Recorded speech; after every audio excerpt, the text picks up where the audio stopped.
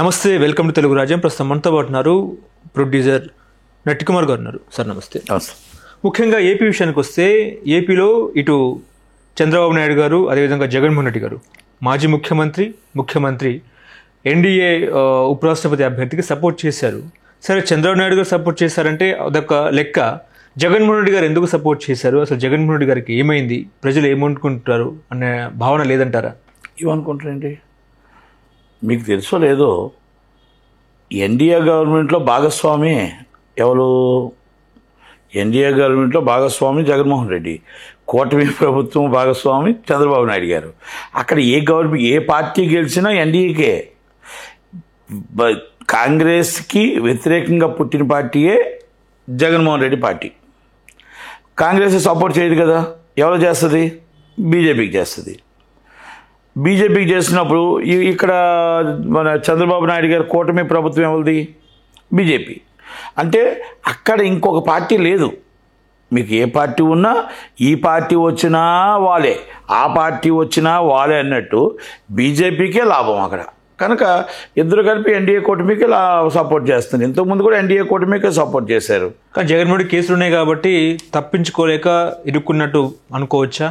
మీరు ఏమైనా అనుకోండి, కేసులు ఉన్నాయనుకోండి, లేకపోతే దోస్తానా అనుకోండి, లేకపోతే అభిమానం అనుకోండి, అమిత్ షా గారి ప్రేమ అనుకోండి, ఏమైనా అనుకోండి, జగన్మోహన్ రెడ్డి గారు బీజేపీతోనే ఉంటారు. బీజేపీతో కాకపోతే ఎవరితో ఉండగలుగుతారండి? ఆయన ఇక్కడ శత్రువు కదా సార్. ఇక్కడ ఏపీలో బీజేపీ కూటమికి, ఇక్కడ టీడీపీ కూటమికి జగన్ శత్రువు. మరి ఎప్పుడైనా బీజేపీని తెద్దాం చూసారా? నేను అడుగుతున్నా, ఎప్పుడైనా బీజేపీని అనడం చూసారా? ఏ రోజైనా బీజేపీని ఒక్క మాట అన్నారా? నరేంద్ర మోడీ గారిని కానీ, అమిత్ షా గారిని కానీ జగన్మోహన్ రెడ్డి అన్నారా? ఓకే, వదిలేద్దాం. సెంట్రల్ గవర్నమెంట్ ఏ రోజైనా జగన్మోహన్ రెడ్డిని ఒక మాట అన్నారా? సెంట్రల్ గవర్నమెంట్ చెప్తున్నాను, not only Andhra Pradesh. Central government ఏ రోజైనా జగన్మోహన్ రెడ్డి గారిని ఒక మాట అన్నారా? ఇప్పుడు కూడా కావాలంటే ఇంటర్వ్యూ ఆయనకి ఇస్తారు. అంటే రెండు కలిపి ఎన్డీఏ కూటమిలోనే ఉంటాయి. ప్రజలు పిచ్చోరు. మీరు జగన్మోహన్ రెడ్డికి ఓటేసినా బీజేపీకే పడింది, మీరు టీడీపీకి ఓటేసినా బీజేపీకే పడింది. బీజేపీ వేరు కాదు, జగన్మోహన్ రెడ్డి వేరు, కూటమి వేరు, అంతే తేడా. ఓన్లీ ఇక్కడ మాత్రమే. ఇప్పుడు జగన్మోహన్ రెడ్డి మీద వస్తున్న లిక్కర్ కేసు కానీ, లేకపోతే వివేక కేసు కానీ ఎవరిని మాఫీ అయిపోయినట్టేనా? ఒకవేళ సపోర్ట్ చేశారు, ఒకవేళ కాదు సపోర్ట్ చేసినట్టే ఆయన మాఫీ అయినట్టేనా? ఏమండి, రెండు మాటలండి. నేను ఒక్క మాట చెప్తా. సెంట్రల్ గవర్నమెంట్ తలుచుకుంటే అరెస్ట్ చేయించగలదు, సెంట్రల్ గవర్నమెంట్ తలుచుకుంటే ఆపగలదు, అంతే. ఇంక దీనికి నేను వేరే మాట నేను చెప్పను. చంద్రబాబు నాయుడు అరెస్ట్ అప్పుడు ఎవరి హస్తం ఉంది, ఏముంది అని నేను అడగను. అది జనాలకు తెలుసు, అందరికీ తెలుసు. అంతే. దానికోసం డిస్కస్ చేయదలుచుకోలే. గతహ. అందుకే రాజకీయం అనేది ఒకప్పుడు రాజకీయం వేరు. రాజకీయంలో విశ్వనీయత లేదు, విశ్వాసాలు లేవు. అది అంటే క్వాలిటీ లేదు, రాజకీయాల్లో క్వాలిటీ లేదు. ఓకే. అంటే ఒకప్పుడు రాజకీయం వేరు. రాజశేఖర రెడ్డి గారి రాజకీయం నేను చూసా, చంద్రబాబు నాయుడు గారి రాజకీయం నేను చూసా, కోట్ల విజయభాస్కర్ రెడ్డి గారి రాజకీయం నేను చూసా, చెన్నారెడ్డి గారి రాజకీయం నేను చూసా, నేత్రపల్లి జనార్దన్ రెడ్డి గారి రాజకీయం నేను చూసా, నందమూరి తారక రామారావు గారి రాజకీయం నేను చూసా. అంటే నేను రాజకీయాల్లో వచ్చినప్పటి నుంచి వీళ్ళందరి రాజకీయాలు నేను చూసా. రాజకీయం అంటే ఇష్యూస్ బేస్డ్ అక్కడ మాట్లాడుకొని బయటకు వచ్చి మళ్ళీ క్యాంటీన్లో కూర్చొని భోజనం చేసేవారు. ఇప్పుడు కక్ష కాంతర్యం ఎక్కువైపోయింది, కక్షలు పెరిగిపోయాయి.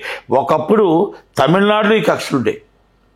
తమిళనాడులో రెండు పార్టీలు చాలా గట్టిగా కొట్టుకునేవి. ఇప్పటికీ కూడా ఈ రోజుకి కూడా వాళ్ళు రెండు కూడా వ్యక్తిగత కక్షలతో ఉంటాయి.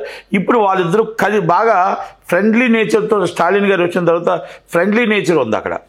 ఇప్పుడు పన్నీర్ సెల్వం గారికి ఏమైనా పని కావాలంటే మన స్టాలిన్ గారు చేస్తారు, స్టాలిన్ గారికి ఏమైనా పని కావాలంటే పన్నీర్ సెల్వం గారు చేస్తారు. ఒకప్పుడు అలా లేదు. వాళ్ళు వస్తే ఇల్లులోనికి వెళ్ళిపోతారు, వీళ్ళు వస్తే వాళ్ళలోనికి వెళ్ళిపోతారు. మీకు అక్కడ పరిస్థితి ఇక్కడ వచ్చింది. అంటే రాజకీయం అంటే ప్రజల కోసం లేదు, ప్రజల పక్షాన లేదు. రాజకీయం అంటే ఒక రగడ.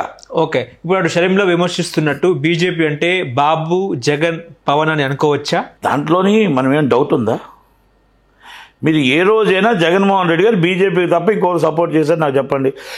పాపం ఆయన చంద్రబాబు నాయుడు గారైనా కాంగ్రెస్కి ఒకసారి సపోర్ట్ చేశారు. కానీ చంద్రబాబు నాయుడు గారు senior politician. సీనియర్గా 18 hours is work మైండ్లో ఆంధ్రప్రదేశ్ ఒక మంచి రాష్ట్రంగా తీర్చిదిద్దాలనుకున్న వ్యక్తి చంద్రబాబు నాయుడు గారు.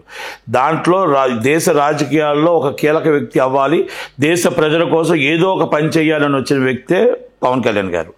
పవన్ కళ్యాణ్ గారు చంద్రబాబు నాయుడు గారు ఇద్దరూ కలిపి ఈరోజు మన ఎవరితో గొడవ నెట్టుకుంటే కాదు, ఎవరు తక్కువ ఎవరు ఎక్కువ ఎవరు ఇంకొకటి నాకెన్ని మీకెన్ని కాదు.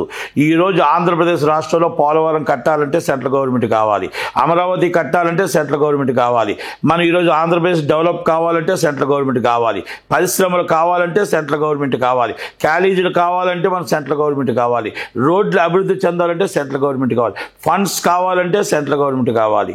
అంటే వాళ్ళకన్నిటికీ నా రాష్ట్రం నాకు ముఖ్యం, నా దేశంలో నా రాష్ట్రం చాలా గొప్పగా తయారవ్వాలి, పోలవరం జీవనాడి కళ, ఆ కళను నెరవేర్చాలి, అమరావతి అనేది కొన్ని వందల కోట్ల రూపాయలు అమరావతి పూర్తి చేయాలి, మొత్తం టోటల్ రోడ్లు డెవలప్ అవ్వాలి, ఈరోజు నెంబర్ 1 ఆంధ్రప్రదేశ్గా పరిశ్రమలన్నీ రావాలి, లుల్లు మహల్ లాంటివి ఎన్నో రావాలి, స్టూడియోలు రావాలి, డబ్బులు పెట్టుబడిదారులు రావాలి అనే ఒక ఆలోచన చంద్రబాబు నాయుడు గారికి పవన్ కళ్యాణ్ గారికి ఎప్పుడైతే వచ్చిందో it supported is Amit Shah గారు అండ్ మోడీ గారు. కానీ తెలుగు తప్పనిసరిగా దాంట్లో మన గవర్నమెంట్ ఉంటేనే సపోర్ట్ ఉంటుంది, లేకపోతే మనం సెంట్రల్ గవర్నమెంట్ ఎదిరిస్తే మనకేమీ రావు. కనుక ఆయన ఆలోచించారు జగన్మోహన్ రెడ్డికి వాళ్ళు సపోర్ట్ చేస్తారా లేదా మనకన్నా, అసలు మాకు ఎక్కువ సీట్లు వస్తే మాకు వాల్యూ ఉంటుంది, ఎవరికి ఎక్కువ సీట్లు వస్తే వాళ్ళకి వాల్యూ ఉంటుంది. కనుక 23 సీట్లు వచ్చి వాళ్ళకి వాల్యూ ఉంది, 22. ఇప్పుడు ఇండి కూటమి అభ్యర్థిగా జస్టిస్ పి సుదర్శన్ రెడ్డి గారిని, ఆయన తెలుగు వ్యక్తి కూడా, తెలుగు బిడ్డ, అతను ఎందుకు తెలుగు సీఎంలు మాజీ సీఎంలు ఎందుకు సపోర్ట్ చేస్తలేరు? మనకు అంత వయసు లేదు, అంత ఆలోచన లేదు. పెద్ద వ్యక్తి, పెద్దలు, చాలా మంచి వ్యక్తి, చాలా గొప్పవాడు సుదర్శన్ రెడ్డి గారు. ఎందుకంటే ఆయన ఇచ్చిన తీర్పులు, ఆయన చేసిన చాలా కొన్ని అంటే ఆయన చేసిన పనుల్లో మా వయసు సరిపోదు ఆయన కోసం మాట్లాడటానికి. అలాగే అపోజిషన్ వ్యక్తి కూడా రాధాకృష్ణ గారు కూడా వెరీ గుడ్ పర్సన్, ఆర్ఎస్ఎస్ భావాలతో వచ్చిన వ్యక్తి, ఒక నీతికి నిజాయితీకి ఉన్న వ్యక్తి. అంటే ఉపరాష్ట్రపతి వ్యక్తులు దేశానికి మంచి చేయడానికి ఇద్దరు వచ్చారు, ఒకటి తెలుగు వ్యక్తి, ఒకటి తమిళ వ్యక్తి. అంటే సౌత్ ఇండియన్ వ్యక్తులు ఇద్దరు వచ్చారు. సౌత్ ఇండియన్ వ్యక్తులు ఇద్దరు కూడా చాలా మంచివారే, ఇద్దరు గొప్పవారే. ఎందుకంటే వాళ్ళిద్దరి కోసం మాట్లాడేంత వయస్సు కానీ మనకు అంత అవగాహన కానీ లేదు. కానీ ఇద్దరిలో ఎవరు గెలిచినా దేశం బాగుంటుంది, దేశం కోసమే పనిచేస్తారు. మన దేశం కోసం, మన దేశం కోసం పనిచేస్తారు, రాష్ట్రాన్ని అభివృద్ధి చేయడానికి కంపల్సరీ ఉంటారని నేను అనుకుంటాను. హలో, తెలుగు రాజ్యం ఛానల్ చూస్తున్నారా?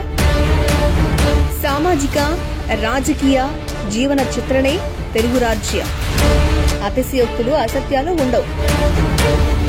రాజకీయ కోణం కాదు, ప్రజా కోణమే కొలబద్ద. తెలుగు రాజ్యం వీక్షణ మీ ఉత్తమ అభిరుచికి నిదర్శనం.